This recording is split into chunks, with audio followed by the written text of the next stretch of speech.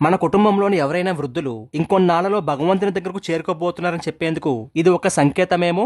ఒక తల్లి తన కొడుకుతో, మీ నాన్న చాదస్తాన్ని భరించలేకపోతున్నాన్రా, పైగా ప్రతిదానికి నష్టపెడుతున్నాడు అంటూ 68 ఏళ్ల తల్లి తన 46 ఏళ్ల కొడుక్కి 72 ఏళ్ల తండ్రి గురించి కంప్లైంట్ చేసింది. కొడుకు ఓపిగ్గా తన తల్లి చెబుతున్నదంతా వింటున్నాడు. చెప్పిందే 90 సార్లు చెబుతున్నాడ్రా మీ నాన్న, ఇప్పుడే చెప్పారు కదా అంటే ఇంకోసారి వినలేవా అంటూ చిరాకు పడతాడు. అడిగింది 60 సార్లు అడుగుతాడు. ఇందాకే ఇచ్చాను కదా అంటే ఇంకోసారి ఇవ్వలేవా అంటూ చిరాకు పడుతున్నాడు మీ నాన్న అని చెప్పగానే అప్పుడు ఆమె కొడుకు, అమ్మా, పెళ్లి చేసుకున్న కొత్తలో నాన్న మీద నీకేమైనా కంప్లైంట్స్ ఉండేవా? లేదురా, ఆయన బంగారు కొండ గతాన్ని తలుచుకుంటూ అందావిడ. పోనీ ఆయన 40వ ఏటలా నష్టపెట్టేవాడా? అబ్బే లేదురా. పోనీ 50వ ఏటలా నష్టపెట్టాడా?